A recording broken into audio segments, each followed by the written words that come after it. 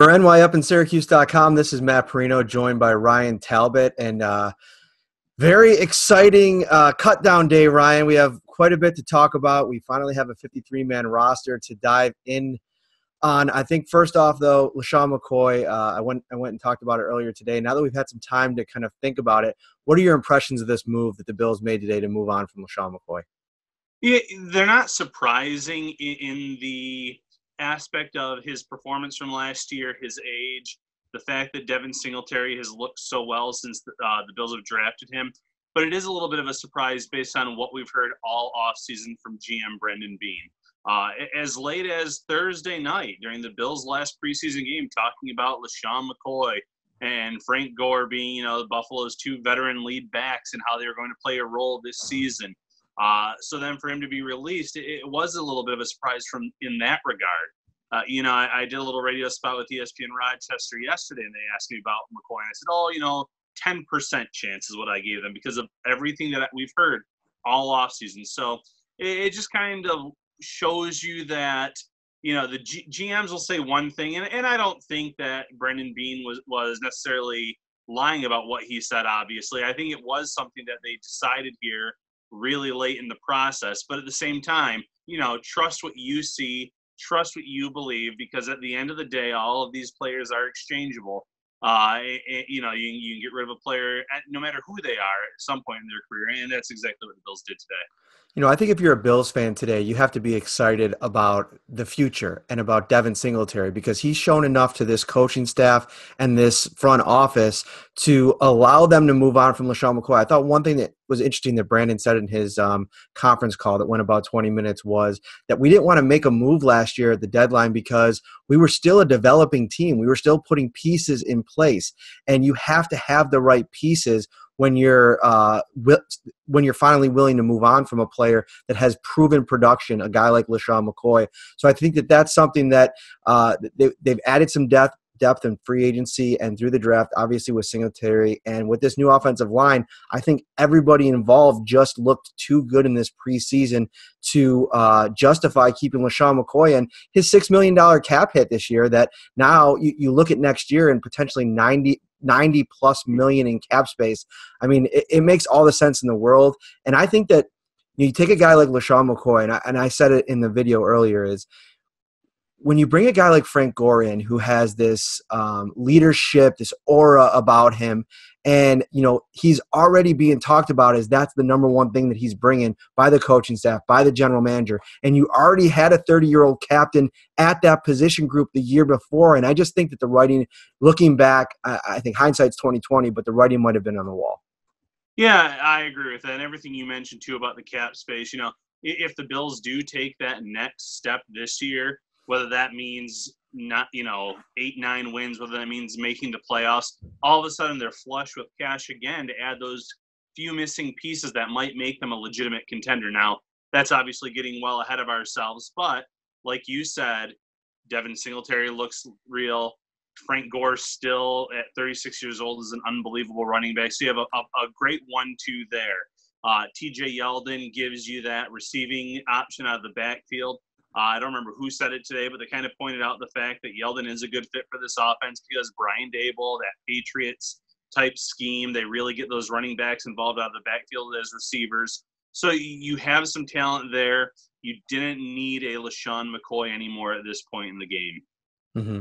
I think the next position group I want to move to is the wide receiver group. The Bills end up keeping 6 wide receivers. If you've been following our coverage, obviously the 5 that we believe were locks are still on the roster. And then it was Isaiah McKenzie that won that 6th job. The Bills go with 6 receivers, a couple of fan favorites in Duke Williams, maybe a little bit more so than David Sills, who kind of got a lot of his buzz at the beginning of the process.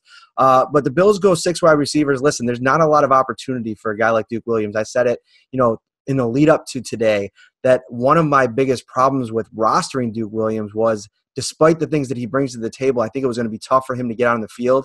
And Zay Jones is going to be on the field in the red zone. Isaiah McKenzie has been a proven weapon in the red zone. I just don't think at this point there was enough balls to go around or enough reps and snaps to go around.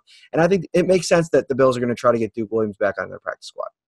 Yeah, that's just it. I mean, if you carry Duke Williams as your 7th wide receiver, if they would have carried 7, it would have made no sense. He would have been inactive most weeks. He wouldn't have done him any good.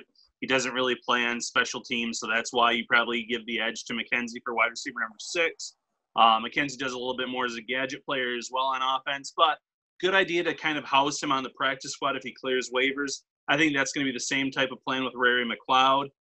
Keep those two guys, develop them, let them get even more used to the system, more comfortable, and then if there's injuries that happen in season, you can promote from within. 10 offensive linemen. Ryan Talbot, I'm going to give you a pat on the back real quick because you have been an Ike Bucker guy for a very long time, dating back to last season. I remember talking to you about him when we were doing this at this time last year. And he comes around this year again, has himself a really, really nice preseason training camp, earns himself a roster spot. Were you surprised that the Bills are going to go with 10 offensive linemen? Yeah, I was very surprised. And, if I have to go and look through this roster, I think that one or maybe even two of these guys could be gone after the waiver claim period where the Bills might put in a claim on a few different players at different positions. I've been told by someone, I guess the best way to say it is the source is the Bills were doing their due diligence on the cornerback position. So they could be bringing in somewhere there. And then maybe they would release an offensive lineman like Connor McDermott or an Ike Bottker in that regard. But I thought that the whole game plan all along would be to keep as many offensive linemen as possible. Buffalo last year, they saw that your players can go down with injury at any time. They saw it this spring. I mean, they were losing guys left and right. So you want to have as much talent as possible on that line.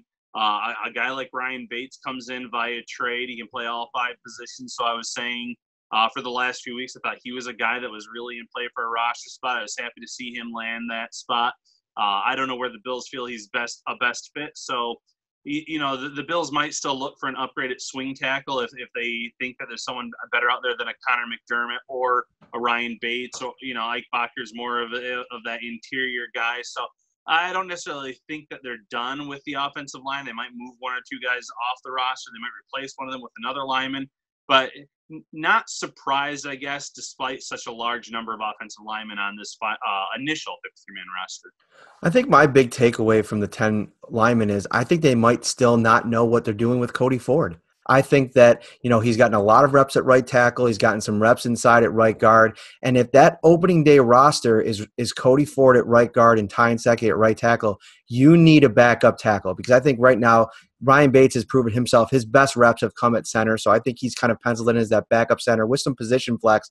And then you have Feliciano and Spencer Long who have so much flexibility along the interior of that offensive line. And then you're kind of left kind of stranded in terms of your backup tackle spot. Connor McDermott's been a guy that they've been developing. This allows them to keep him around. But I think as we move forward here, once we get a clear picture of where they think this offensive line is going into the first game, where Cody Ford ends up landing, where I think most experts agree that his best projection is inside at right guard. But I do go back to Brandon Beane saying that they view him as a right tackle, and I'll be very interested to see where he ends up playing. Yeah, and I do think that they're going to want to get him out there week 1, whether it's at guard tackle or tackle, I should say. Beane was really praising him on Thursday night in the booth when he was in the broadcast booth for the third quarter of the game, saying they've been really impressed with him at both positions. It wouldn't be the worst idea to start him at guard, let him build up that confidence in his rookie season, see what he does in the offseason in terms of the training, the preparation, the weight room. These rookies, they're pretty much busy from the time their season ends with a lot of different things, the combine, the pre-draft visits, this, that, or the other. You hear it from the rookie classes every year as they enter year 2, that when they say, we actually had an entire offseason to really work on our game, to get stronger in the weight room, to improve here and there. So maybe it's in year 2 that Ford takes over that right tackle spot because it is a little bit more demanding than guard, where he can kind of learn on the fly in terms of NFL experience, game speed, things like that on the inside, where maybe he wouldn't be as much of a liability, at least early on in the year. And even at mid-year, if you want to try him out at tackle, you could do it then. Jason Croom ended up making the 53. The plan is for him to potentially go on IR next week because he's dealing with a hand injury. And then Voshon Joseph, the rookie linebacker who we've talked about for weeks here about whether or not he can make the team after not really making an impact. It looks like the Bills placed him on IR before the season, which means that he'll miss all of this season. Tyrell Dodson, the linebacker, has been placed on the commissioner's exempt list. So those were three guys that were kind of in the mix for a roster position. I think it's interesting that Jason Croom, they want to keep him on the 53 because I think that they still like him, but maybe I think it was Joe Biscaglia who mentioned the fact that they didn't want to chance the fact that another team picking him up. Yeah, and it makes sense. I mean, he did lead all tight ends last year on the Bills in receiving yards. He did flash a little bit, and his whole 2019 season has been derailed by injuries. So he has another injury now with the hand, so you can kind of stash him on the IR once you make that move official this week. And I guess the corresponding move, according to Ian Rappaport, would be that they're going to bring back Kurt Coleman at safety. So, Brendan Beane's kind of playing those roster games, and that's a smart thing to do if you're a GM. Keep the guys that you're afraid of losing, find little loopholes in the system, and that's what he's doing here. So if you think that Croom can come in maybe this year if there's injuries, maybe he could be that guy that you designate to return. I don't think that'll necessarily be the case unless they really get hit at that tight end position with injuries. But you can at least keep him on this team for another season, help him develop his game a little bit more, and then see what he can do in 2020. All right, we're locked and loaded. 8 days here from the opener, Ryan. A long off season, an exciting one, and we are going to have you covered everything Buffalo Bills leading up to game day all week long. Keep it locked on the nyupsyracuse.com. Ryan, thank you so much for joining me. Hey, thank you.